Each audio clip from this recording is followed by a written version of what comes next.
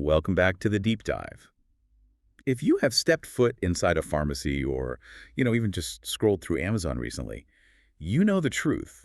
The vitamin and supplement retail landscape in 2025 is just overwhelming. It absolutely is. It's this dense forest of marketing claims, proprietary blends, and just way too many labels. And they're all promising you better health. And the challenge now isn't just navigating all that clutter to find a product, it's gaining the knowledge quickly to make sure you're buying verified quality. Not just aspirational marketing. Exactly. A lot of consumers feel trapped by information overload, and they end up making decisions based on price or just the packaging alone. Well, that is what we are here to fix. So our mission today, your mission with us, is to extract some practical decision frameworks. We're going to give you clear criteria to evaluate these retailers, whether you're in a store or online, and give you the assurance you need through verifiable data. And what's really fascinating here, what the source material emphasizes, is this profound industry shift. Trusted retailers are no longer just passive middlemen who stock shelves. Right. They're now true partners in safety, in sourcing, and in customer education. End-to-end transparency is becoming the key differentiator. It's creating a more accountable marketplace. So if a retailer isn't acting as a gatekeeper for quality, then they're just introducing risk into your supply chain. Simple as that. Okay, let's begin to unpack the very backbone of trust in supplement retail. We're talking about the 3 essential quality signals you have to look for. We call them the 3 pillars of quality, and really these are non-negotiable. Pillar 1, GMP compliance. This stands for good manufacturing. Practice. Good manufacturing practice. Exactly. This is the absolute baseline assurance. It signals that the product was produced in a facility that follows strict controls mandated by regulators. Think about it this way. GMP means you can trust the process. A process itself. Yes. It covers everything from facility cleanliness, preventing cross-contamination, to equipment calibration, and crucially, batch traceability. If a brand adheres to GMP, it means every single dose you take from that bottle is intended to be identical to the last, and they have the paperwork to prove it. So what do you look for on the package? You want to see explicit statements like manufactured in a GMP certified facility, or just a clearly listed facility address if they're hiding the address. That's a red flag. That is your first red flag. Okay, so pillar 2 is third-party testing. Yeah. This is where independent verification comes in, moving beyond just what the manufacturer claims. Right. I mean, if a company's only checking its own homework, that's just not enough. Not anymore. So you want to see specific logos that signal this independent effort. The source material calls out 2 major ones: USP verified or NSF certified for sport. Okay. If you see those, you know someone outside the company has checked up on the claims. It's verification that the bottle contains what the label says it does and in the right amounts. And pillar 3, maybe the most critical one for understanding efficacy, is label transparency. Yes. And this goes way beyond just listing the main ingredients. We're talking clear, complete information, exact amounts per serving, % daily values, full allergen statements, and a visible expiry date. And this is where we need to dive into the nuance of the label, especially something you see a lot: proprietary blends. Right. This is where it gets interesting and risky for you. It really is. So why does a proprietary blend warrant so much extra scrutiny? Because when a blend is proprietary, the precise amounts of each ingredient are often obscured. The manufacturer only tells you the total weight of the blend. Not the breakdown. It's like buying a cake mix that just lists sugar, flour, and spices, but won't tell you the ratio. That's a perfect analogy. If you're trying to reach an effective dose of a specific ingredient, say turmeric or ashwagandha, you have to know those amounts. Of course. If the expensive active ingredient is just 1% of the blend and the cheap filler is 99%, you're just wasting your money and maybe even compromising your safety. So a transparent label will also show the specific ingredient forms, right? Like you see magnesium citrate versus magnesium oxide. Yes, exactly. One is highly bioavailable, the other, not so much. And you should also see the fillers or binders, the excipients. They're necessary sometimes, but they should be minimal and clearly disclosed. So we have the 3 pillars: GMP, third-party testing, and transparency. But just seeing a logo isn't enough, is it? Not at all. You need to look past the logo and really understand the scope of the certification. Okay, so their value really hinges on the specifics. Absolutely. Yeah. You mentioned USP and NSF. They serve two very different masters. Okay, let's nail that distinction down then. What's the difference in scope? Well, think about it like a general safety check versus a specialized audit. USP verified certification focuses mainly on label accuracy, making sure the supplement dissolves correctly, and verifying it's free from certain contaminants like heavy metals. So it's a broad quality check for the general consumer. Right. Now compare that to NSF certified for sport. This one goes much, much further. It emphasizes sports nutrition integrity, so it screens for over 200 banned substances that athletes can't risk ingesting, even by accident. The scope is totally different. Dramatically. Yeah. And it shows why that logo is vital for a competitive athlete, but maybe less critical than the base USP verification for a typical daily vitamin user. And the source material also mentions ISO AEC 17025. Yes, and that one's different again. It isn't a product logo. It speaks to the competence of the testing labs themselves. It's quality assurance for the testers. That is a lot of granular detail. So how do you, as a consumer, actually verify these claims? I'm standing in a store, I see a logo. How do I know it's for this specific bottle? That's the crucial question. You need a simple 4-point verification checklist. 1, a visible, legitimate logo on the package. 2, a batch or lot number that's connected to a certificate, maybe through a QR code. 3, a clear description of what the certification covers, potency, contaminants, what is it?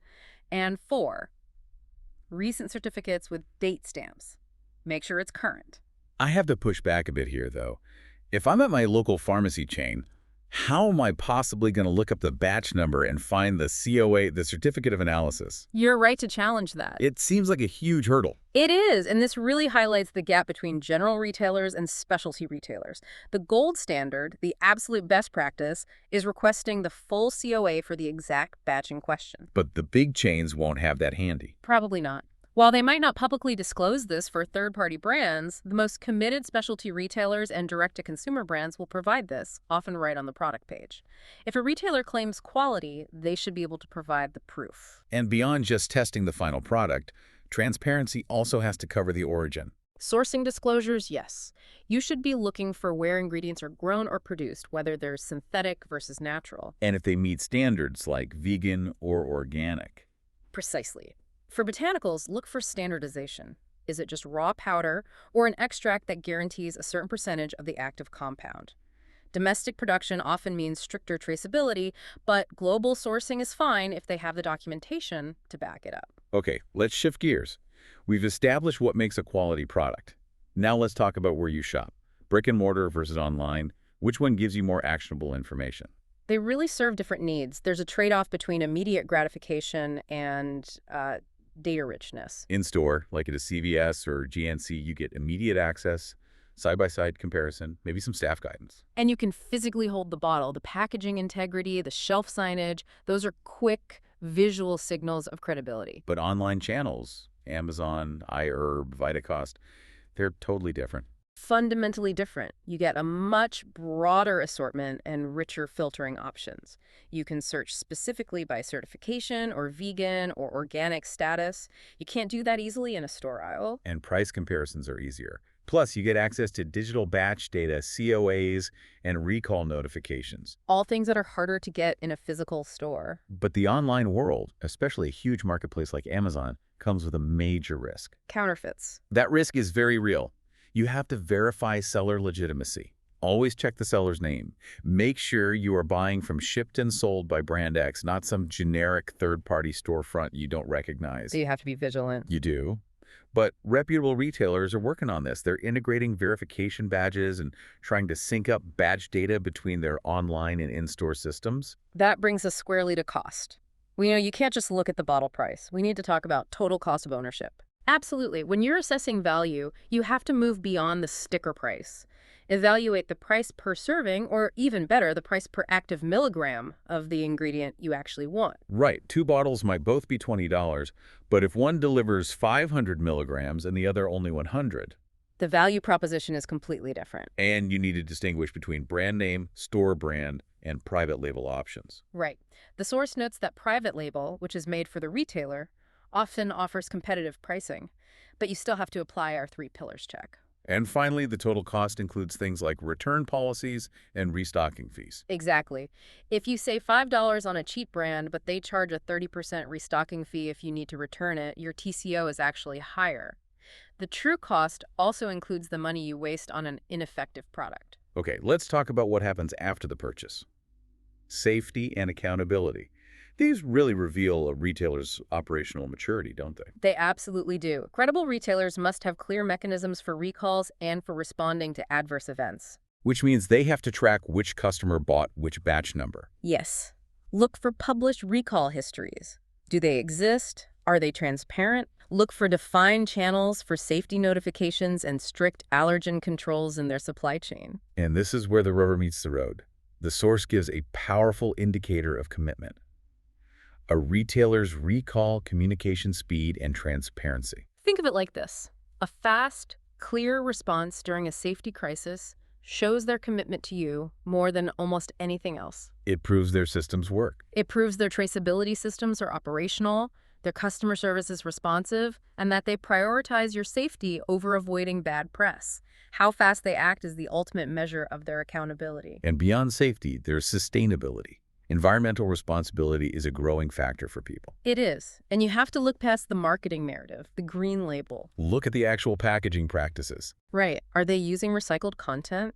Is it easily recyclable? Look for supplier disclosures on ethics, carbon footprint, responsible sourcing. Clean label and organic positioning often connect these sustainability stories. This has been a true deep dive. The goal now is to make all this information practical and repeatable for you.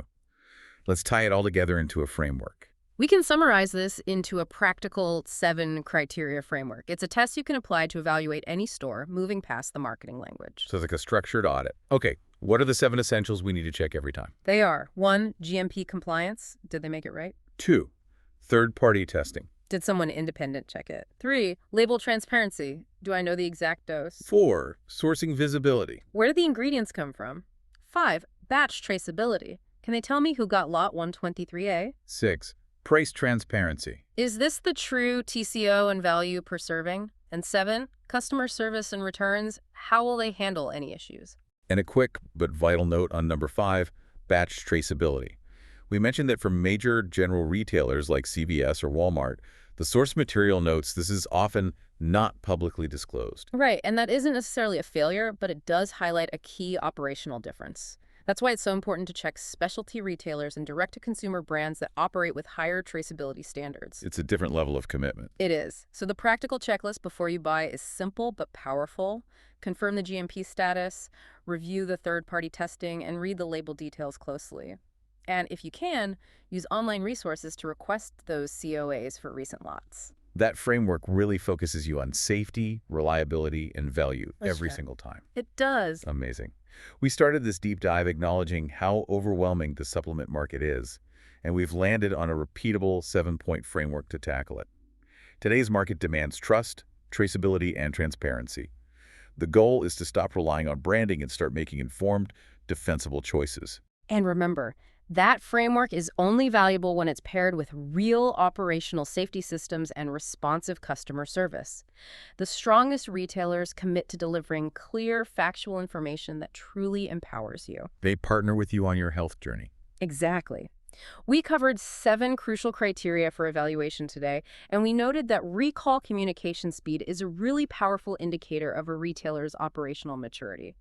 So here's something to think about. If you had to choose just one indicator that proves a retailer's fundamental commitment to safety above all else, would it be a certification logo or the measurable speed and transparency of their response during a safety crisis? Something for you to mull over as you apply this new framework.